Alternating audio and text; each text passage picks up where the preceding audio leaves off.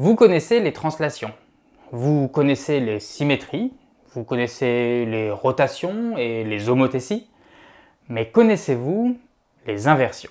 L'inversion, c'est un peu la mal-aimée des transformations géométriques de base. En tout cas, c'est celle qu'on n'apprend pas à l'école. Et pourtant, à mon avis, c'est la plus incroyable et je vais vous expliquer pourquoi. Je prends les paris qu'à la fin de cette vidéo, vous serez d'accord avec moi. D'ailleurs, parenthèse, restez jusqu'à la fin, j'ai une annonce à faire. Alors déjà, pourquoi je dis que ces transformations géométriques que je viens de citer là sont les transformations de base?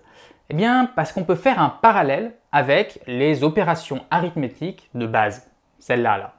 D'une certaine manière, on peut dire que la translation, c'est une addition géométrique, la symétrie, c'est une soustraction, et les homothéties et les rotations sont les multiplications. Pour comprendre ce parallèle, on peut se placer dans un repère et regarder les coordonnées des points. Si vous prenez un point de coordonnées x, y, et que vous additionnez des nombres à x et y, par exemple vous additionnez 3 à x et 2 à y, eh bien ce point il va être translaté de 3 vers la droite et 2 vers le haut. Et si vous prenez plein de points et que vous appliquez ces mêmes additions à leurs coordonnées respectives, ils vont tous être déplacés d'un même mouvement de ce vecteur de coordonnées 3, 2. La soustraction, elle, correspond à une symétrie parce que si vous prenez un point de coordonnées, disons x, y, et que vous transformez sa coordonnée x en 3 moins x, vous faites une symétrie d'axe vertical. Si vous prenez plein de points et que vous appliquez cette même transformation, vous avez une symétrie selon cet axe-là. Et j'ai pris le nombre 3 au hasard, mais vous prenez n'importe quel nombre à la place de 3, ça fera juste un autre axe. Notez que quand je dis soustraction, la soustraction elle doit s'appliquer aux coordonnées des points et non pas aux paramètres. Là, j'ai fait 3 moins x et non pas x moins 3. Si je fais x moins 3, j'ai juste une translation vers la gauche. Donc ce parallèle avec les opérations, on parle de l'opération qui s'applique aux coordonnées du point qu'on transforme. La multiplication, c'est une homothétie parce que si vous multipliez les coordonnées d'un point par, disons, 3, eh bien vous allez tout agrandir d'un facteur 3. Le point de coordonnées x, y se retrouve en 3 fois x, 3 fois y. Si vous appliquez ça à plein de points, vous voyez que vous avez cet agrandissement. Alors parenthèse, petite subtilité, mais les rotations sont en général aussi considérées comme faisant partie de la famille des multiplications, mais ça c'est quelque chose qu'on peut mieux comprendre si vous connaissez par exemple déjà les nombres complexes. Quand on multiplie dans le plan complexe par le nombre i, eh bien ça revient à faire une rotation d'un quart de tour. Alors là, dans tout ce que je viens de dire, je suis passé sur pas mal de détails, il y aurait tout un tas de petites subtilités qu'il faudrait détricoter, mais je passe vite parce que c'est pas le sujet de la vidéo. Le sujet de la vidéo, on y vient maintenant, c'est qu'est-ce qu'on met dans cette case-là? C'est quoi la transformation géométrique qui correspond à la division? Parce que la division, c'est quand même la plus rock'n'roll des opérations. Il se passe des trucs chelous là quand on veut diviser par 0. On s'attend à des trucs fun. Bref, la transformation qui correspond à la division, elle s'appelle l'inversion. Pour la définir, il faut commencer par prendre un point qu'on va appeler le centre de l'inversion, un peu comme il y a un centre pour les homothéties ou les rotations. Et il nous faut aussi un nombre, un paramètre, disons 2 par exemple. Et pour inverser un point, on va regarder sa distance au centre et on va diviser 2 par cette distance. Si vous regardez ce point M là, qui est à distance 4, vous faites 2 divisé par 4 égale 0,5, donc il se retrouve à la distance 0,5, tout en restant sur la même ligne, là, la même demi-droite partant du centre. L'inverse de M, c'est ce point M'. Et si vous prenez ce point N, qui est à distance 1 du centre, vous faites 2 divisé par 1, ça fait 2, donc il se retrouve ici à 2 unités du centre. En fait là, il n'y a rien de surprenant, la définition est exactement la même que celle d'une homothétie, sauf qu'on fait une division à la place de la multiplication. Si on avait fait 2 fois 4 et 2 fois 1, au lieu de 2 divisé par 4 et 2 divisé par 1, on aurait juste eu une homothétie de rapport 2. Sauf que là, en faisant une division, il va se passer des choses bizarres. Le premier truc que vous pouvez remarquer, c'est la différence de comportement entre le point M et le point N qu'on a pris en exemple. Le point M, il s'est rapproché du centre, alors que le point N, lui, s'est éloigné du centre. Dans les homothéties, tout le monde fait la même chose. Si vous faites une homothétie de rapport 2, tout le monde s'éloigne d'un facteur 2. Si vous faites une homothétie de rapport 0,5, c'est-à-dire 1,5, au contraire, tout le monde se rapproche, on a une contraction. Donc on peut avoir les deux cas, mais une fois qu'on a choisi notre rapport, tous les points du plan font la même chose. Soit ils s'éloignent tous, soit ils se rapprochent tous. Alors qu'est-ce qui se passe là avec nos deux points M et N qui n'ont pas l'air d'être d'accord sur le sens dans lequel il faut aller? Pour mieux visualiser, ce qu'on va faire, c'est qu'on va prendre plein de points. Par exemple comme ça, un quadrillage, et on va tous les inverser d'un coup avec la définition qu'on vient de donner. Vous êtes prêts? C'est parti. Bon alors déjà, premier point, c'est joli. Je vous le mets en boucle pour que vous puissiez vous imprégner un peu de ce mouvement. On a une espèce de renversement, vous voyez, où les points qui sont les plus loin du centre deviennent les plus proches et ceux qui sont les plus près, au contraire, s'en vont loin. Ça, quand on y réfléchit, c'est assez logique. Si vous avez un point qui est hyper loin, disons par exemple à une distance 1 milliard du centre, quand vous allez faire 2 divisé par 1 milliard, vous allez obtenir un truc tout petit, 2 milliardièmes. Donc son inverse se trouve vraiment tout proche du centre. Et puis dans l'autre sens, c'est pareil, si vous êtes à distance 0,001 du centre, eh ben, l'inversion, ça vous envoie en 2 divisé par 0,001, et ça fait 2000. Quand on divise par un truc tout petit, on obtient un nombre très grand. Alors petite parenthèse technique, parce que je ne sais pas si c'est bien clair le fait que quand on divise par un nombre qui est tout petit, on obtient un nombre qui est très grand.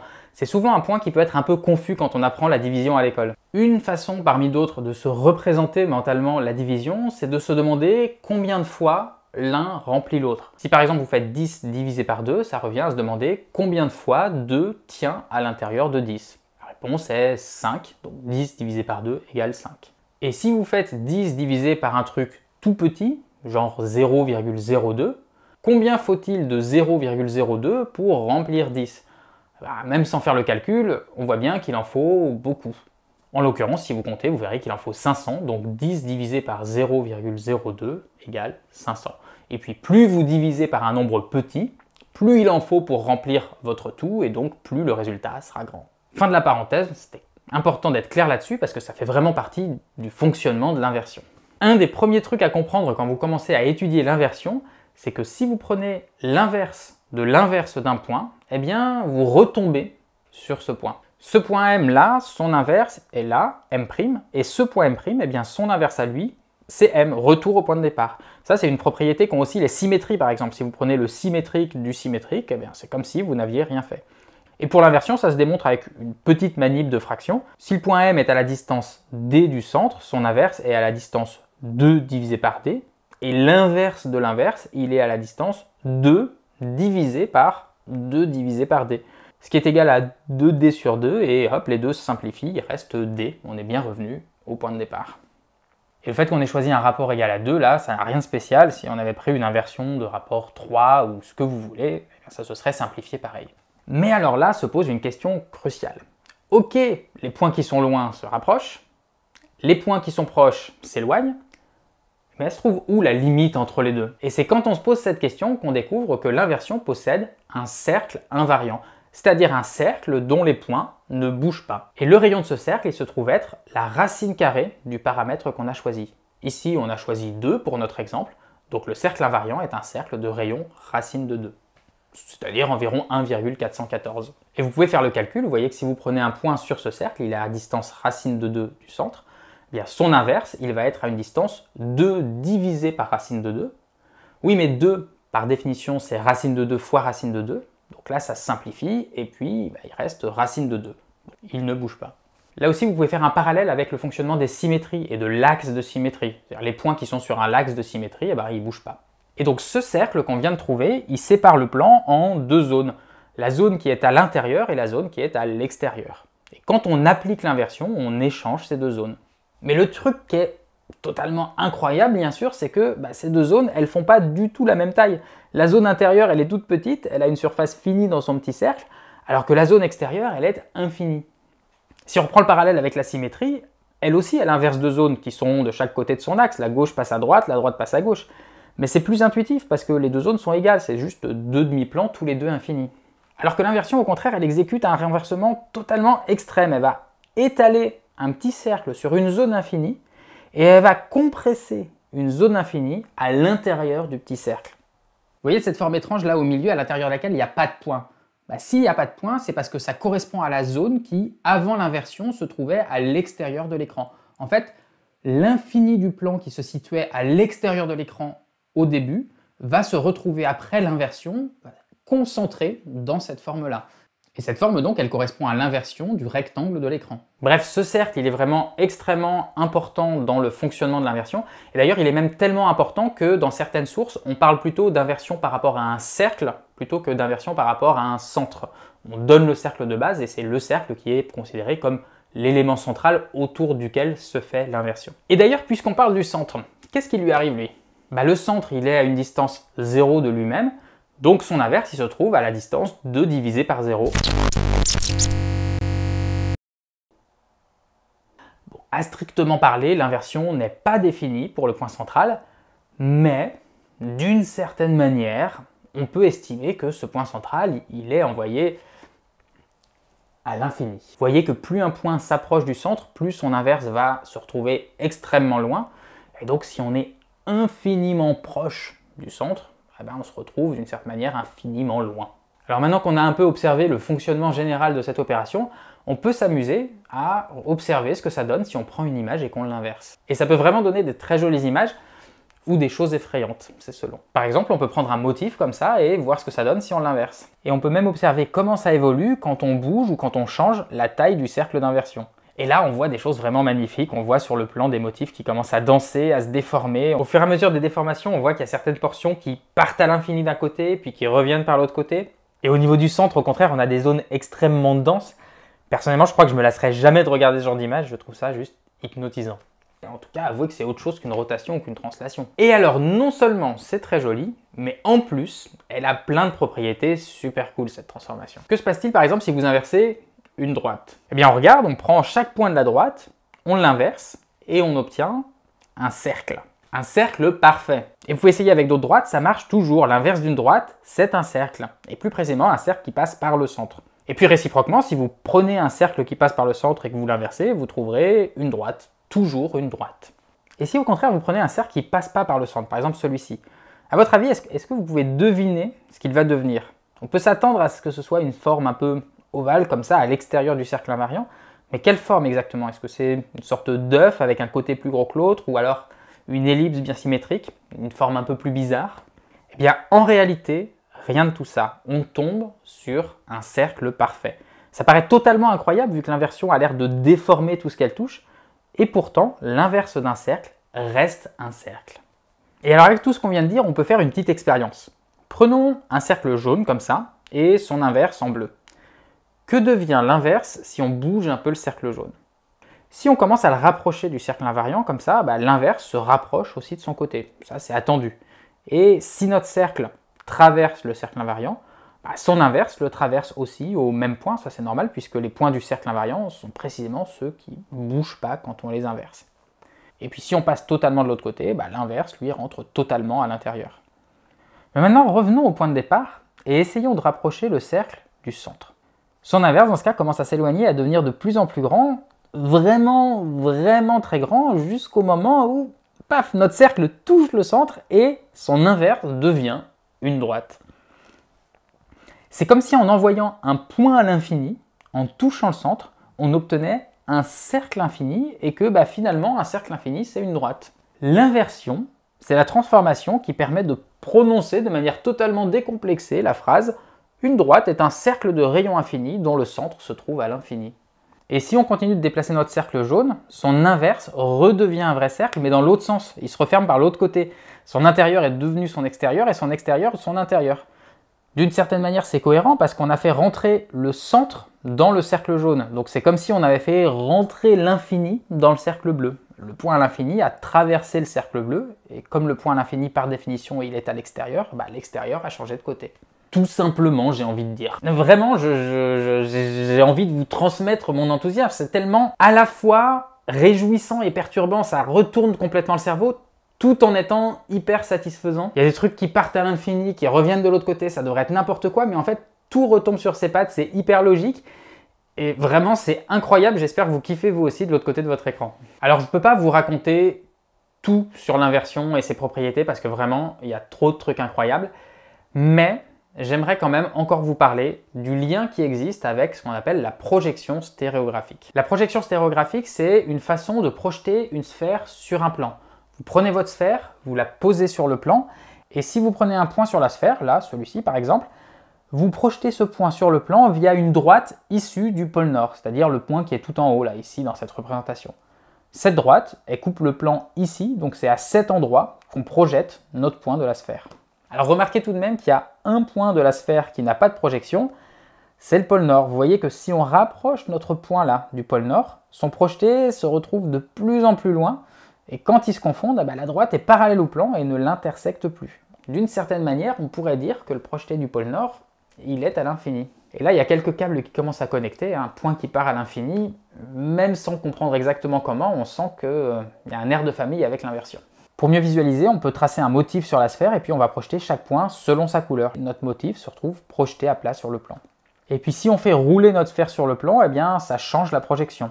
Le pôle Nord, par définition, c'est toujours celui qui se trouve le plus vers le haut, c'est de lui que partent les rayons projecteurs, et on voit alors les motifs qui se mettent à bouger, à danser, à se déplacer hyper élégamment sur le plan. Et là encore, juste visuellement, même sans avoir les idées tout à fait au clair, ces mouvements, ils nous rappellent quand même étrangement ceux qu'on a vus tout à l'heure quand on déplaçait le cercle d'inversion. Et alors une chose quand même assez étonnante sur laquelle je ne me suis pas trop attardé pour l'instant, c'est que ce soit l'inversion ou la projection stéréographique, elles nous fournissent une représentation du plan qui possède un et un seul point à l'infini. Alors il faut toujours se méfier évidemment avec l'infini, mais en gros, si on imagine des créatures sur le plan qui voyagent et qui partent chacune de leur côté dans des directions différentes, eh bien, on se dit que si elles voyagent infiniment loin, jusqu'à se retrouver en un éventuel point à l'infini, un point imaginaire qu'on invente d'une certaine manière pour penser certains phénomènes, spontanément, on n'a pas envie de se dire que les créatures vont toutes se retrouver au même endroit. L'infini de la gauche, c'est pas le même que celui de la droite, celui du haut, c'est pas le même que celui du bas. Les créatures paraissent même beaucoup plus éloignées maintenant qu'elles étaient au départ. Et d'ailleurs, il existe d'autres modèles en maths qui permettent de formaliser cette intuition. Dans ce qu'on appelle la géométrie projective, on a un point à l'infini pour chaque direction du plan. Donc celle qui est partie vers la droite ne se retrouve pas sur le même point à l'infini que celle qui est partie vers le haut. Et d'ailleurs, en géométrie projective, tous ces points à l'infini forment ce qu'on appelle une droite à l'infini. Mais le modèle stéréographique, lui, au contraire, il fournit une représentation du plan avec un seul point à l'infini. Un point qui correspond à l'image du pôle Nord. Si on reprend des créatures qui se baladent sur le plan et qui partent vers l'infini, chacune dans leur direction, eh bien vous voyez qu'à mesure qu'elles s'éloignent, leur avatar qui se trouve sur la sphère, eux, se rapprochent, et quand elles arrivent sur leur point infini, en fait, elles sont toutes au même endroit. Et encore une fois, c'est pareil pour l'inversion. Si on envoie des points vers l'infini chacun de leur côté, leurs inverses, ils vont tous se retrouver au même endroit, au centre. Donc d'une certaine manière, toutes nos créatures se retrouvent sur le même point à l'infini, puisqu'il n'y a qu'un seul centre, et qu'il ne peut donc y avoir qu'un seul inverse du centre. C'est à la fois totalement contre-intuitif et en même temps, ça marche. C'est un modèle, une façon de penser l'infini qui n'est pas contradictoire. Et cette image de la sphère, elle permet de matérialiser un peu cette idée. On imagine qu'on referme le plan infini comme un paquet cadeau qui, là, plouf, vient se refermer en rajoutant juste un petit point de colle ou une petite épingle au pôle Nord. Tout ce qui est loin du centre, tout l'infini vient se concentrer avec une densité extrême en cet endroit. D'une certaine manière, on peut prononcer la phrase « un plan avec un point à l'infini, c'est une sphère ». Un peu de la même manière qu'il y a quelques minutes, une droite avec un point à l'infini, c'était un cercle. Bref, venons-en aux faits. On a observé un air de famille, mais c'est quoi vraiment le lien entre la projection stéréographique et l'inversion? Eh bien, l'inversion d'un point transposé sur la sphère, ça correspond simplement à une symétrie par le plan de l'équateur. Vous prenez un point sur le plan et son image sur la sphère. Si vous inversez ce point, son image sur la sphère va juste se retrouver en dessous du premier, juste à la verticale, en ayant changé d'hémisphère. Autrement dit, ça nous donne finalement une deuxième façon de construire l'inversion. Si vous prenez une figure ou une image comme ça et que vous voulez construire son inverse, vous pouvez choisir de passer par la sphère. Vous projetez d'abord votre figure sur la sphère, puis vous faites simplement une symétrie équatoriale, et puis vous reprojetez ces symétriques sur le plan, et voilà votre inverse. Le centre de l'inversion correspond au pôle sud, le point à l'infini, on l'a déjà dit, c'est le pôle nord, et le cercle invariant correspond à la projection de l'équateur. Sur le plan, ce cercle il est invariant par inversion, et sur la sphère, l'équateur il est invariant par la symétrie de plan équatorial. Autre exemple, si vous reprenez ce damier dont on a tracé l'inverse en début de vidéo à partir de la définition de base, une autre façon d'obtenir son inverse, c'est de le projeter sur la sphère, puis de retourner la sphère, et enfin d'observer sa projection sur le plan. Alors je vous entends protester, vous vous dites oui mais la sphère là on lui a fait faire une rotation et pas une symétrie d'axe équatorial. C'est vrai, mais comme le damier est lui-même symétrique, son symétrique ou sa rotation d'un demi-tour ça revient au même, et comme cette animation est quand même très jolie, j'ai fait comme ça.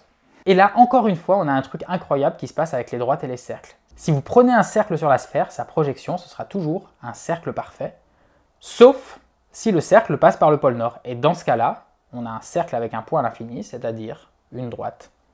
Et là, vous voyez qu'on a la visualisation ultime de ce qu'on disait tout à l'heure sur le fait que les droites et les cercles, en fait, c'est un peu la même figure. Les droites, c'est des cercles avec un point à l'infini. Quand on regarde tout ça sur la sphère, au lieu de le regarder sur le plan, eh bien, on n'a plus du tout de distinction entre les droites et les cercles. Sur la sphère, tout n'est que cercle. La séparation entre les droites et les cercles ne se matérialise que si on projette sur le plan. Et puis sur la sphère, on comprend mieux pourquoi les cercles inversés restent des cercles. Quand vous faites une symétrie par rapport à l'équateur, les figures restent semblables à elles-mêmes, donc les cercles restent des cercles. Et donc si vous voulez faire une démonstration de ce qu'on disait tout à l'heure, le fait que l'inverse d'un cercle, c'est un cercle, eh bien vous pouvez passer par la sphère. Vous prenez votre cercle sur le plan, vous le projetez sur la sphère, c'est un cercle, puis vous faites la symétrie, ça reste un cercle, puis vous reprojetez, ça reste un cercle. Et alors pour que cet argument soit complet, il y a un truc qu'on n'a pas démontré, c'est le fait que la projection d'un cercle de la sphère donne un cercle du plan et vice-versa. Et il y a une très jolie démonstration de ça, mais je ne vous la ferai pas mieux que ce qui a déjà été fait dans la série Dimension, la série de vidéos Dimension, vous connaissez peut-être, je vous mets le lien en description. Ils ont consacré l'un de leurs épisodes à cette démonstration-là, le fait que la projection stéréographique d'un cercle reste un cercle, et donc je vous encourage à aller le voir.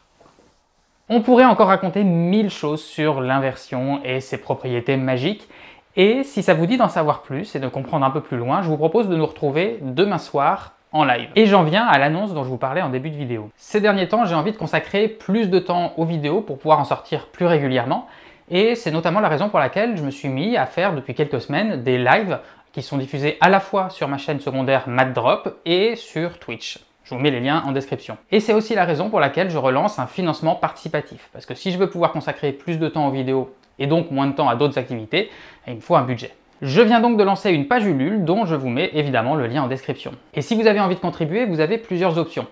La première, c'est simplement de faire un don ponctuel du montant que vous voulez, classique. Mais, et c'est la nouveauté par rapport à mes précédents financements participatifs, je vous propose un abonnement à 5 € par mois qui s'appelle Images Mathématiques. Et si vous choisissez cet abonnement, vous recevrez chez vous, tous les mois, dans votre boîte aux lettres, une image mathématique qui aura été créée en live. Tous les mois, on en générera une en direct. Ce sera une fractale, un pavage, une forme étonnante. Vous savez, comme j'aime les objets mathématiques surprenants, et ce sera l'occasion de parler des mathématiques qu'il y a derrière. Je vous prépare tout un programme. Et si vous êtes abonné, eh bien, quelques jours après, vous recevrez dans votre boîte aux lettres un print à collectionner, format A6, donc carte postale en gros, de cette image mathématique avec au verso quelques détails à son propos. Et donc demain soir, alors quand je dis demain soir, c'est demain soir par rapport à la date de sortie de cette vidéo, donc vendredi 8 mai 2025, à 20h30, on va créer la première image de la collection.